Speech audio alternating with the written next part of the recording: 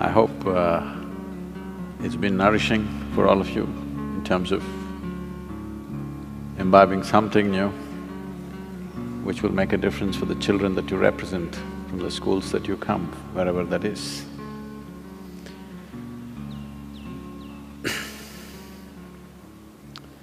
The fundamental idea behind an attempt like this is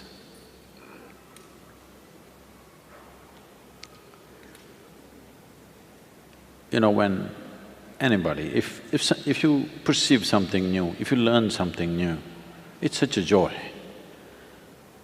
But why is schooling such a pain?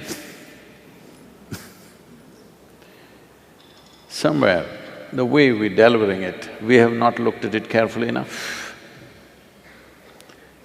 We have not put ourselves sufficiently into it. When I was supposed to go to school, I did everything possible not to go there. So when I thought of creating schools, I thought we must create schools in such a way that children want to go there. What is the point creating a school that a child doesn't want to go?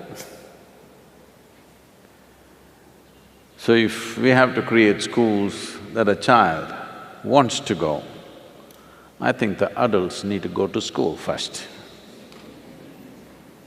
So, in a way, these conferences are just that effort to put the adults to school so that we, all of you, can create schools where the child wants to go.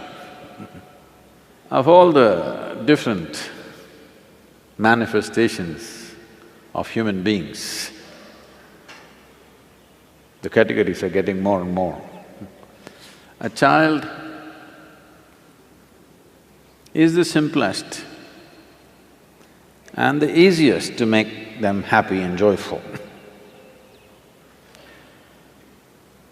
With such a segment of population which is naturally joyful, I don't see why it is so difficult to create a joyful way of delivering education. There is substantial scientific and medical evidence today that if you remain in a pleasant state of experience, that is when your body and your brain works at its best. Some studies are trying to establish that if you remain just one day, 24-hour segment in your entire life,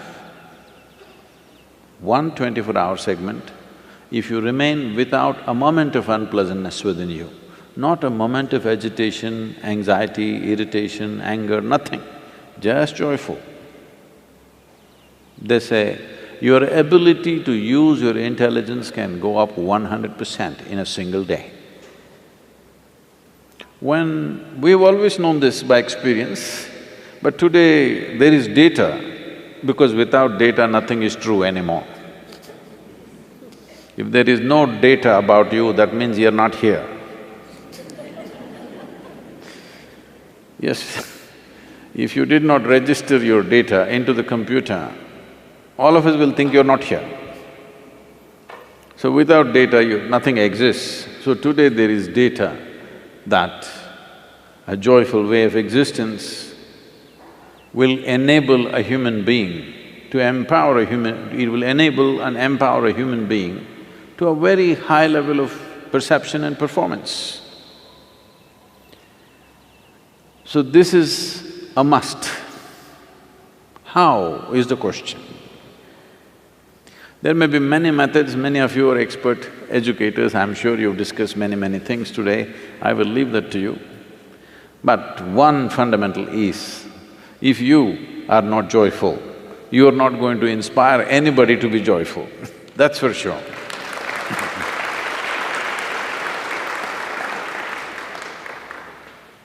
Why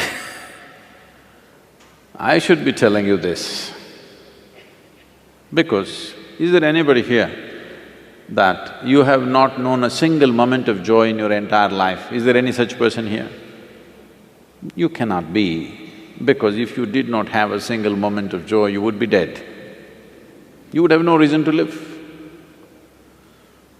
So you know how to be joyful.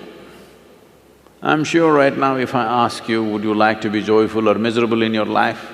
Every one of you will say, I want to be joyful. So you know how to be joyful, you want to be joyful.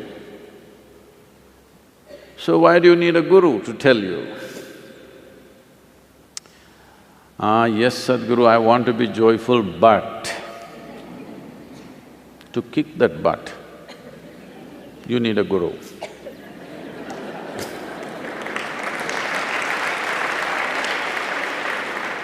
Yes, I want to be joyful, but you know what he did. Yes, I want to be joyful, you know what she did. Yes, I want to be joyful, you know, the weather is not good. So there is but. If we just kick this one but out of our life, creating a joyful education will be a natural consequence. If we are joyful, whatever we do, whatever we create, we will make it that way, isn't it? Without we being that, now if I say, let's create a joyful education, it looks like a very complicated problem. If you are joyful, is it not natural that you will cook joyfully, you will serve joyfully, you will talk to people joyfully, you will do everything joyfully? Is it not natural consequence? So right now, one of the biggest mistakes, I would say a crime that we are committing is, we have taken to this Western mode of doing things, that is goal-orientedness. That is, we want mangoes, but we are not interested in the tree. Soil is not even our concern. We've gotten into this mindset. Goal is the thing, we want this big mango, you have this one, we want this big mango. But we are not so much interested in the tree, soil is not even in our perspective. In yoga we say, if one eye is on the goal, you have only one eye to find your way. It's very inefficient. If you have both the eyes to find your way, you will find your way. This too much goal-orientedness has made human beings, not only in schooling, in life, in the way we create our businesses, the way we run the nations, the way we conduct the affairs of the world, everything has become so skewed and not about life. It is about some product in the end. At the end of our life, there is only one product, which is grave. Either we are investing too much in the graveyards of the past, or futuristic. If it's futuristic, it's grave-oriented, because that's our only future that's going to happen to you and me. So the thing is, whether it is schooling or business or anything that we are doing is about how we conduct it now. What will come out of it? Whatever comes out of it. Are we doing it in the most beautiful way possible? If this one thing is embedded in us, methods, various tools, all these things will come from experts. There are many experts. There are a whole lot of people who invested their life thinking through these things. We can use that, but to use these methods in a way that it works, we need people who are first of all joyful, who know how to make their life beautiful. If you do not know how to make your life beautiful, this aspiration of making everybody's life beautiful is not going to work. So, all those… many of you who are as teachers, as educators, as experts in the field, variety of expertise that is here. And in the morning, briefly I mentioned this, the evolution of the teacher is the most important thing, everything else is secondary. Who delivers this is the most important thing. It's not… we have not invested enough in that.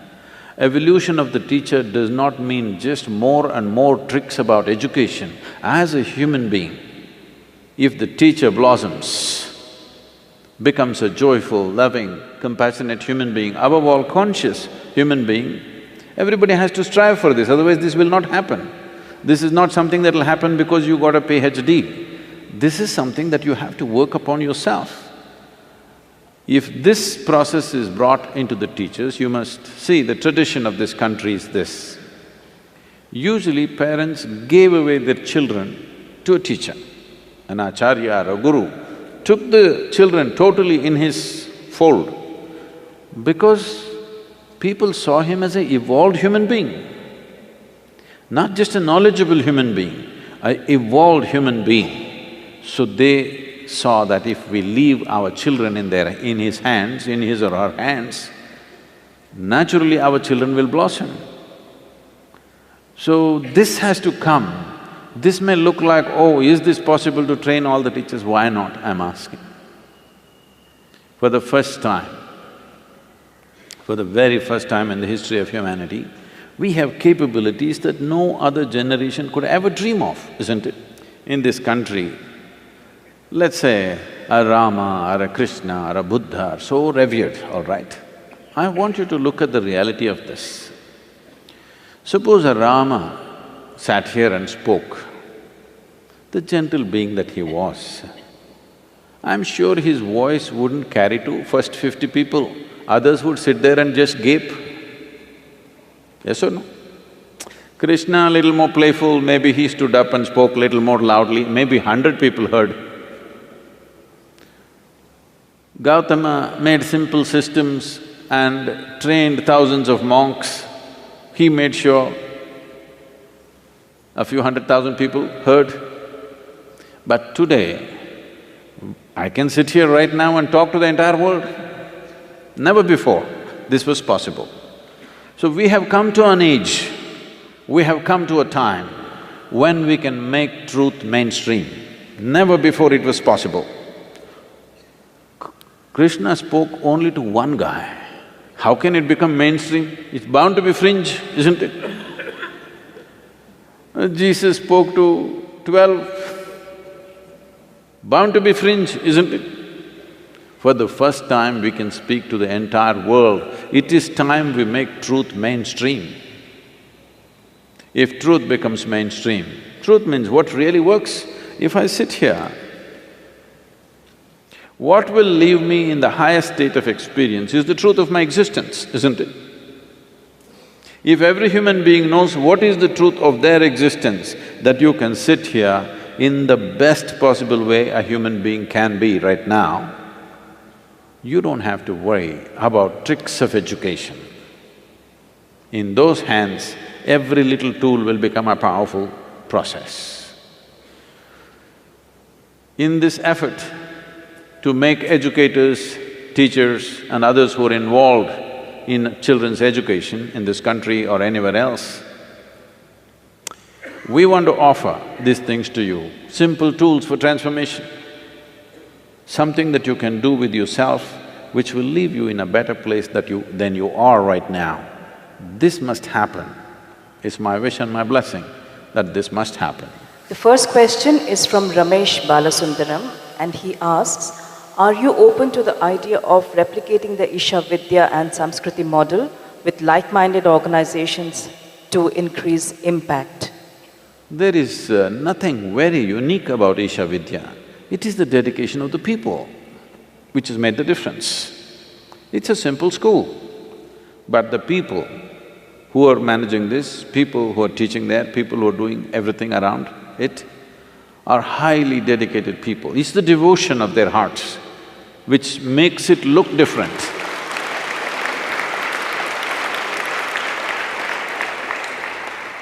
I don't think anything that we are doing in Isha Vidya is something that any of you do not know. It is just the devotion of the people which makes it look so different. See, Samskriti is not designed to take in the entire population into it. It is designed as a niche. Certain number of people have to go into this because if you want to have a balanced, sensible society where whatever tools that we have in the form of science, technology and so much knowledge about so many things today, if this has to be used in a sane way in a society, as many people as are going into science, mathematics, technology, similarly, that many people should go into music, dance, art, aesthetic. It's very important. In homeschool also, we have all these aspects, but still the pressures of being a part of some board, that there is a curriculum to finish, never allows those children to really, soak it up. But here, Sanskriti children are 100% on that. You just saw them on stage, but you must see them, how they are in their life. Above all, the stability that's come into their life is phenomenal. I must share this with you. This is about 4 years ago when the first batch reached 15 years of age. We have a system where from the age of 6 to 18, they're with us. The last 3 years, that is from 15 to 18, they must take brahmacharya. It's a 3-year or a 2.5, 30 months of brahmacharya they must take. Last 6 months we will relieve them. Brahmacharya does not mean, giving up something and going away. Brahmacharya means you fix a certain period of your life as a period of absolute discipline and learning. Nothing else, no other distraction. So, I'm to initiate these children. They go into 15-year-old kids, they go into 60 days of total silence. And a sadhana which starts at 3:30 in the morning and closes at 8:30 in the night. After the 60 days of silence, another 3-4 days are there for initiation. I just want to see how the children are, this is the first batch. So morning 3:30, I come to see the children in this building. 14 of them, 6 girls and 8 boys, they're all sitting there. I walked in and I just sat there, I just looked at them. They were just glowing, literally. I just sat there and cried. Because when I was 15, I was not like this, believe me. I was not like this. When I saw them, at 15, if they can be like this, for me to sit like that, it took a long time. For me to simply sit unmoving, unconcerned about anything around me, it took a while. But these kids at the age of 15, not by natural realization, but just by training and dedication, they're simply sitting there and glowing like, lit from inside. And some idiots in the society are worried, what will these children do? So what they mean by that is, how will they earn their living? I think it's pathetic. A human being has to construct their life. Human beings have to construct their lives all the time thinking about how to earn a living. An earthworm, a grasshopper, a bird on the tree, all of them earn their living, isn't it? With such a big brain, you're supposed to do something little different than just earn a living. Earning a living should be the most basic thing. With a millionth of your brain, you can handle it. But we have raised earning a living to the heavens today, unfortunately. Entire system is about how to earn a living, how to earn a living. This is a way of completely destroying human intelligence. This is a way of tarnishing human genius in every possible way, because how to earn a living has become the greatest thing in the world. Why people are driving you in this direction is because they've built one fake economic engine which they have to feed all the time. They have to feed it all the time. Because of this, we are sacrificing our children as a fuel for this economic engine that we have built. It is time, at least a niche amount of children are not concerned about how they will earn their living. When I was growing up, not for a moment I had this thought in my mind, how will I earn my living? My father used to be worried, what will happen to this boy? There is no fear in his heart about anything. One day I turned around and asked him, when did fear become a virtue? I'm saying, we are bringing up children with this fear. If you don't pass, you know what will happen to you? Continuously fear-based education. That if you don't get this many marks, you're finished. 18,000 children in 2015 have committed suicide in our country.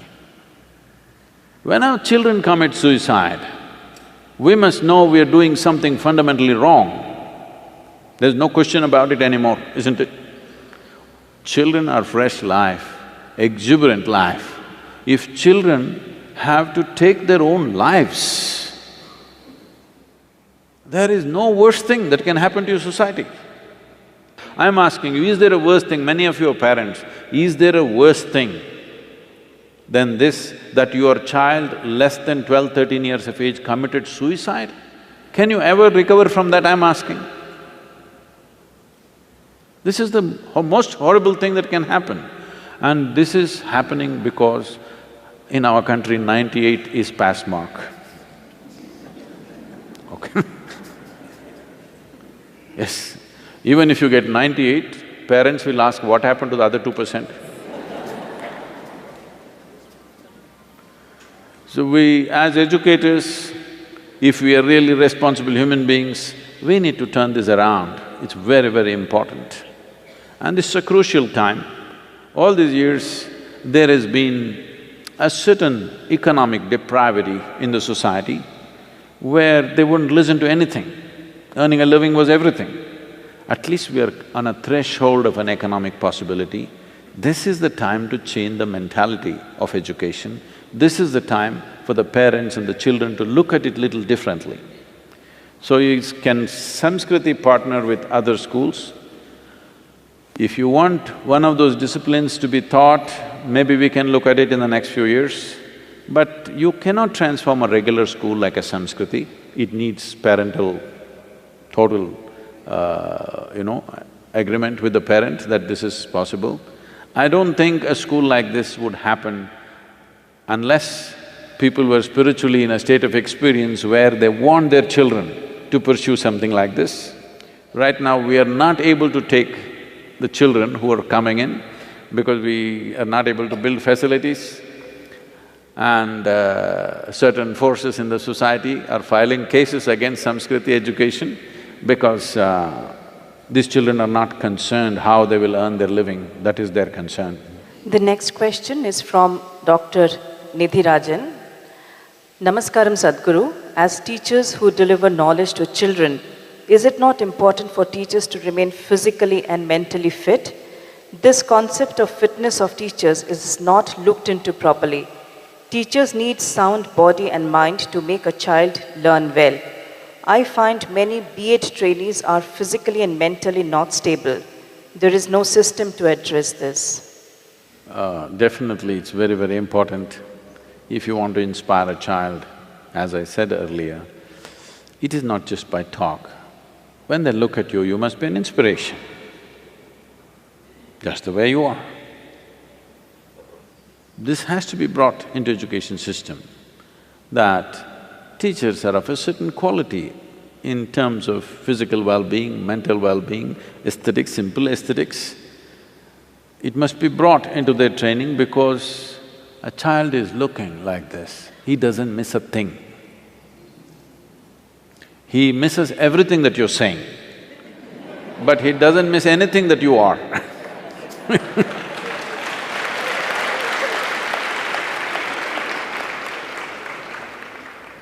So definitely it's a very important aspect. Unfortunately, it's not been done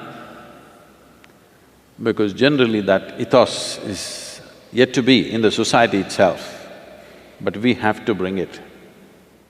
The next question is from Naveen Krishnamurthy. How important is spiritual and yogic thinking in school education? How to implement it? So when we use the word spiritual, the moment you utter this, everybody has their own misconception about what it could be. So let me put it in proper perspective. You must understand, the moment you refer to somebody as spiritual, the word seeker also goes with that. You are a spiritual seeker, you are not a spiritual believer. You are referred to as a believer if you adhere to a certain religion, but you are referred to as a seeker the moment you say, I'm spiritual. A student is a seeker, isn't it? A scientist is a seeker. A teacher must become a seeker, it's very important. So spiritual process in its essence is a must for education because they have to be active seekers.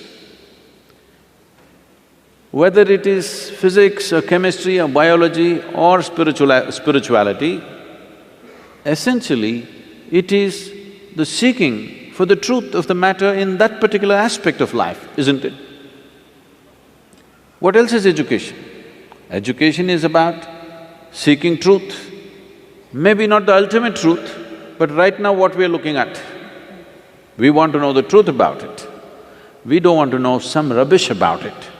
We don't want to believe something about it. We want to know the truth about it. If you look in a microscope, we want to know the truth about an amoeba. We don't want to believe what an amoeba is. We want to know the truth about it. So, a student is a natural seeker. A spiritual process should bring that discipline into your student. See, not to believe anything, but at the same time not to become abusive and disrespectful of things around you takes a lot of discipline. I don't believe a thing that you say, but still to listen to you takes a certain amount of discipline and culturing. This culturing is a must for a student, that every human being should learn. I don't have to believe anything that you say, but I have the necessary regard, respect and inclusiveness to sit and listen or to raise a question and object. This is something that has to come into your society if human thought process has to rise to a different level. If you abuse people, people will get restricted. If you don't question them, they will get restricted. Questioning without abuse, questioning respectfully everything that happens around us is most important, and this is the fundamental of spiritual seeking. So spiritual process is a must for any genuine student, unless you're just trying to earn a living. When you say yoga, the previous question was about fitness. Above all, a capacity to stretch yourself beyond what is normally considered normal. Without yoga, when I say yoga, don't think a particular system of yoga, this, that. When we say yoga, it means union. In some way, without a certain amount of union happening between the teacher and the student, how can there be education, I'm asking? Education is yoga, isn't it? I know you're referring to physical yoga, should we bend the teachers and twist the teachers? We should. It'll keep them physically limbered up.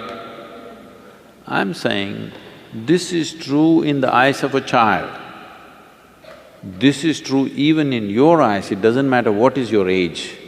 If you look at somebody walking towards you, whether they're agile and come lightly like the breeze or they waddle around makes a difference for you or no? Your impression and your willingness to interact with that person, will it be different depending upon how their physical stature is?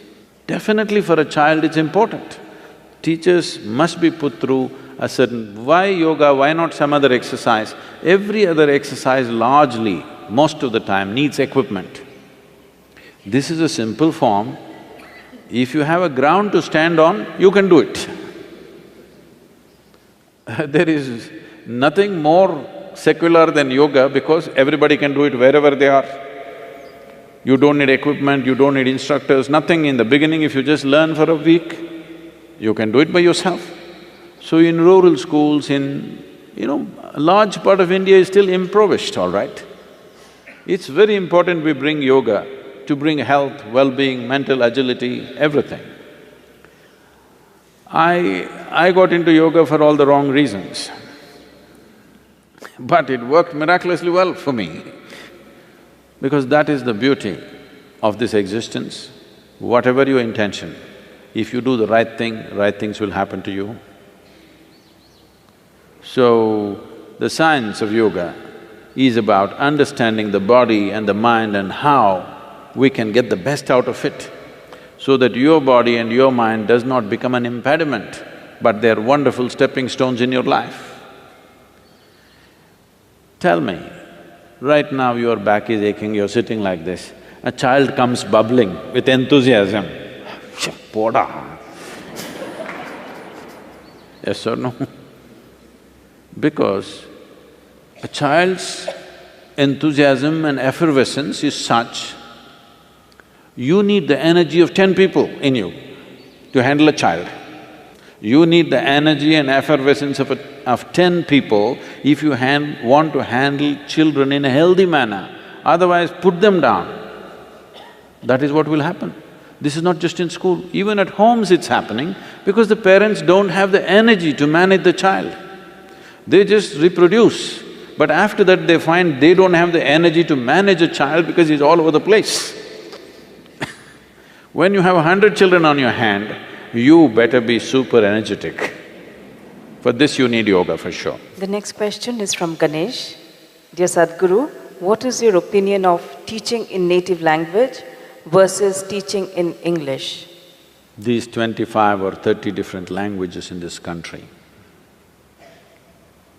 if you add up all the dialects, they tell me there are 1,300 dialects, but at least 25 to 30 full-fledged languages with a script of their own, with a huge body of literature behind it. A full-fledged language is not an overnight happening. The oldest language on the planet is Tamil language, you're in Tamil Nadu.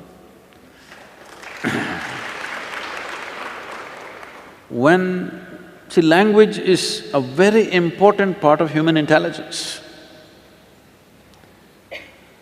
Many linguists around the world have clearly recognized the power of language. Human ability to use language essentially is rooted in India. It's from here. The ability to use the language came to the rest of the world. Almost all the languages, which are largely in Europe and Arabia based, all of them have Sanskrit influence on them. So, in our eagerness to just get a job, we don't have to completely destroy these languages, we will lose out something very, very big. See, English is a fantastic thing in terms of its simplicity, in terms of… because internet and, modern technology has taken to English language, it is a must. Nobody can be against English anymore, you got to take it. Even if you don't like the British, you have to like the English language. It is part of our language now. One good thing we did, though many bad things happened during the British rule, one good thing is we absorbed the language. Today, many educated Indians can speak better English than most British can speak. It's a good thing, but at the same time, we should never kill these languages which have been there for thousands of years. Because the phonetic range that is there in Indian languages is such, it stimulates every aspect of who you are. English language has a very narrow phonetic range. So this ability to use sounds to stimulate and trigger one's intelligence and energy within ourselves is something that we should not give up. Every child must know one more language other than English, whatever that is, because anyway our states are divided on linguistic basis. So in that state, whatever the language is, they must know. In our over-enthusiasm for employment-oriented education, I know many schools are completely destroying the local languages. This should not happen. Local language must be there, it must be a part of you. At least people should know how to speak and read. If not, you don't know how to write great literature, at least you must know how to read and speak one more language other than English language. Our education policy has taken that into consideration. It is the responsibility of every school to ensure that happens. And I feel the easier way to do it is maybe they're studying science, they're in an English medium, they're largely studying English language. But you could make some plays, some theatre, some art, something in local languages so that people use that as a social thing, use that as an entertainment where there's a natural interest in how to express themselves in that language. It is a must. We should not kill these languages because it's taken thousands of years to create it. This is our national pride, that we have the maximum number of languages. If we had to create this many languages, see, we must understand this. For example, let's say Tamil Nadu and Karnataka, Tamil Nadu and Andhra Pradesh, Tamil Nadu and Kerala. There are no geographical separation. There are no oceans between these states. There are no mountain ranges clearly demarcating and separating the populations for a long time. But though they lived here for thousands of years, they kept their language, these people kept their language. It's so beautiful. When they went to trade and transact, they learned the other language, but they always kept their language. But today, the new generations are losing their language so rapidly. It's very important, all of you, at least in your homes with your children and wherever possible, there must be a certain amount of time where we must use the local language. It's very important. We will regret this deeply after a couple of generations if we don't take care of it now. Because you can't bring back a language. You can kill it, but you can't breathe life into it, it's very difficult. We teachers are constantly instructed to make the children be aware of good touch and bad touch, even at the age of 3 when they are in kindergarten. After they get to know, they react in a very different way. As a teacher, I find it very embarrassing to see them. Is it very necessary for all the kids to be taught about this? See, unfortunately, a lot of very ugly things have happened in schools. Unfortunately, it is a reality. Child abuse in schools has been a very deep concern. Tell me if I'm wrong. I'm saying this from my own experience of being in school, which is a long time ago. When I was growing up in the schools, I have heard of a few cases of some kind of abuse. I would say it was maybe… today even boys are being abused, which was, I believe, was not there at that time largely. Maybe one in a school where there were about 400, 500 girls, maybe about 10 or 15 girls could say that in some way they were, not properly handled by somebody. It was never a widespread thing as far as I know. Even today, I think it is not so widespread, but it's much bigger than before. I think this compulsiveness growing like this, one important factor which has contributed to this sudden upsurge of this kind of things could be, I'm not an expert on this, but knowing human beings, could be because of advent of internet and pornography being freely available to everybody. These simple-minded people, when they watch these things, I think they're just going crazy. One drop of alcohol, that's it. They'll lose their control upon themselves and all kinds of things happening. It's not that these things have not happened in the past, unfortunately, human history is replete with these kind of things. But it's not large scale. This talking to very young children about this healthy touch or unhealthy touch or whatever kind of touch, I think puts unnecessary fear and they become close to everything and everybody around them. It is, there was a time if you see a young child, you could go and pick it up, whosever child it was. Now you have to hesitate. which is… the loss is too big, that human beings cannot respond to a child without concern. The loss is too big in my perception. But at the same time, in the schools, when something goes wrong, then of course all of us will complain. Especially if you are the parent, you will be devastated. I feel if it is happening from the teaching staff, putting them through proper screening, training, a certain amount of spiritual… See, this is important. When we say spiritual, people think you're trying to take them to heaven. No, spiritual means you're relieving them from the compulsiveness of the body and the mind.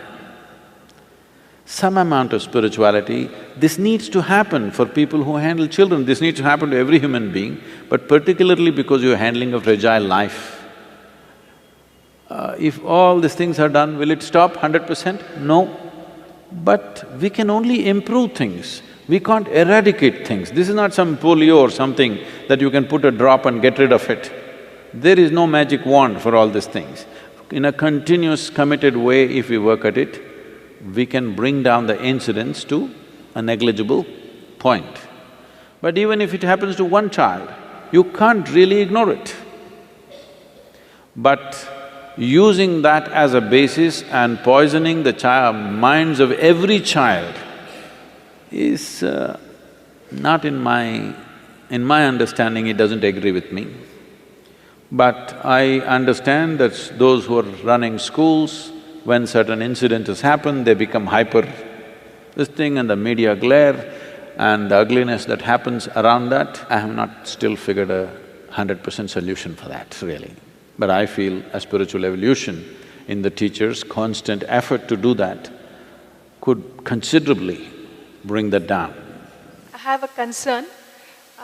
I've attended several conferences, and in each conference we go away with a key point, and we say that teacher education is a solution to most of the travails of education in India. So we go back and all of us agree and we think it's an urgent need. This we all agree. But then I don't know what kind of steps concretely we can take towards this in terms of teacher education. There are two sections. One is existing teachers, how to improve their state of mind, their attitude towards children, towards curriculum, and new teachers. New teachers, it seems to me, is easier. But also when you look at the B.Ed program, with all due respect to Mr. Rajput, Dr. Rajput, that they don't answer the need of modern children, modern society. And when the in-services goes on for existing teachers, they're all fragmented. And because it's not supported by the system, they don't stay. It's just like one more flash in the pan. So while we all agree that we have to give a major thrust to teacher education and empowerment, what concrete steps can we take in a holistic way and completely in a countrywide manner? That's the biggest question looming here for me, for all of us, I suppose. See, countrywide, when you talk, we must know how wide our country is. It's a very wide country, all right? Not only wide in its size, very wide in its variety. There are language issues, there are cultural issues, there are a variety of things.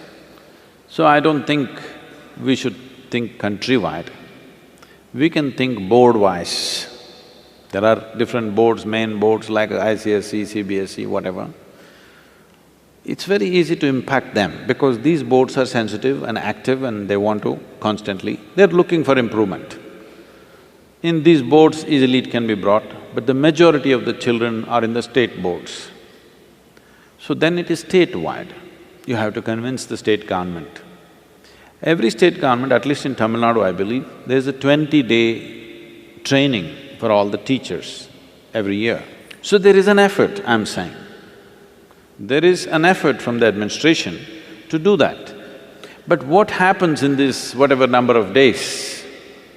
These training aspects, I'm sure the government won't hand over the entire thing to you. Suppose it is 20 days, these 5 days, your 5 days, suppose you give it to me or some other organization who's capable of that.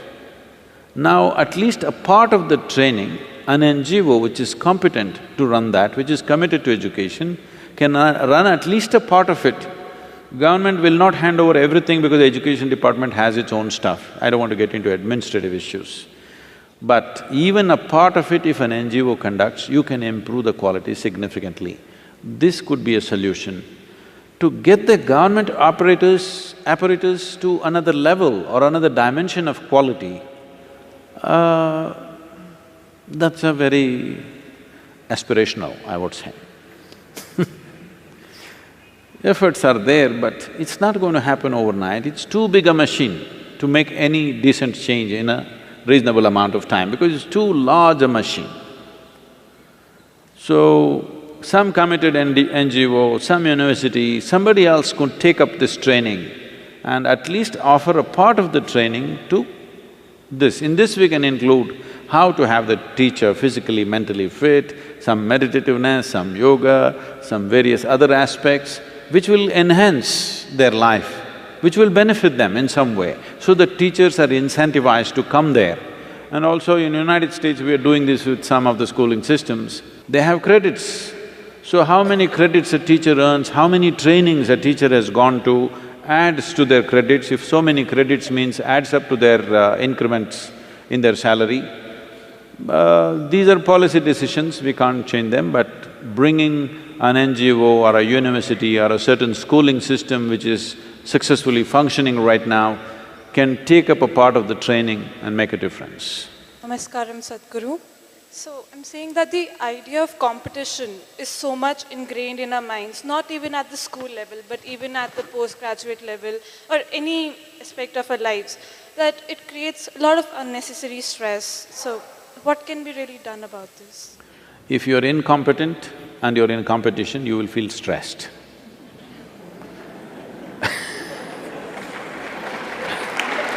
So, if you want to be in a competitive situation, the thing is you have to work on your competence. Right now the problem is, you're tweaking your desire, you're not tweaking your competence. This is what has to happen, that we must teach children to tweak their competence, not their desire. We are calling this ambition, we are calling this goal-orientedness. Ambition means what? You tweaked up your desire, you'll suffer invariably. If you tweak up your competence, you will see wherever you go, you're doing better than what people expect you to, so naturally things will go well for you. Competition is not the bad thing, lack of competence is the bad thing. We must understand this. In this country, this is very important because we still think our education is cooked in heaven. Because people tell me temples are crowded just before the examination. Just the wrong place to be. Just the wrong place to be. When your examination is coming, you sitting in the temple is just the wrong place to be. In the vacation, you sat in the temple, great. So instead of competence, we have big desires. If you focus enough on enhancing your competence, you will see there is such joy in breaking limitations every day and becoming something better. You don't care a damn how somebody else is doing. Yes, if every day, if you're breaking limitations. When I was speaking to I think our home school, I was telling them, a class full of children should sound like eggs are hatching. You know, at one time I used to do sericulture, silk farming. And I was amazed. I was so amazed I didn't take them to the market sometimes. Because if you just leave the cocoon long enough, if you don't take it to the market, you should see how it opens up. Like this it'll be making noise. Slowly they're opening it up. When 1,000,000 of them are trying to open, you go inside this room, it's going. This is how a school should sound. That every moment they're breaking their limitations. If you are breaking the limitations of who you are, if your competence, you're working constantly to expand, you don't even have the time to look at somebody, how is he doing? Because this is such a great thing happening within you. So please focus on your competence. Competition, you don't bother. If you're good, you'll be on the top, otherwise you'll be somewhere. Namaskaram, Sadhguru.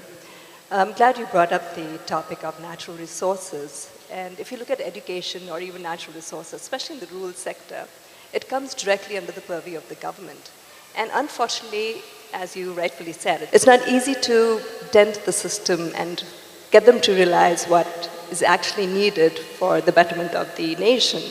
So in that case, what is it that we can actually do? Because as far as natural resources are concerned in the rural sector, there's a lot of encroachment that happens and nobody wants to touch that aspect, be it the bureaucracy, be it polity, because they're afraid of losing out on votes. If you speak of education and empowering the children as well as teachers, they don't want to venture in that space because they feel that if they empower them, then who's going to come to them? How will they retain their power? So how do we make that mind shift? And how can we who are here today and a lot of other people working in that field can come together to ensure that we can drive our leadership towards a direction which is needed for the betterment of the nation? There is a serious resource crunch on all levels. The fundamental problem is, in 1947, when we got our independence, we were 33 crores of people. Today we are 125 crores of people.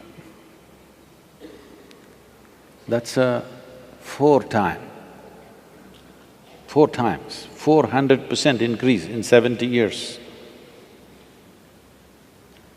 So naturally there will be resource crunch, you can never create. Nobody is growing at 400%, isn't it?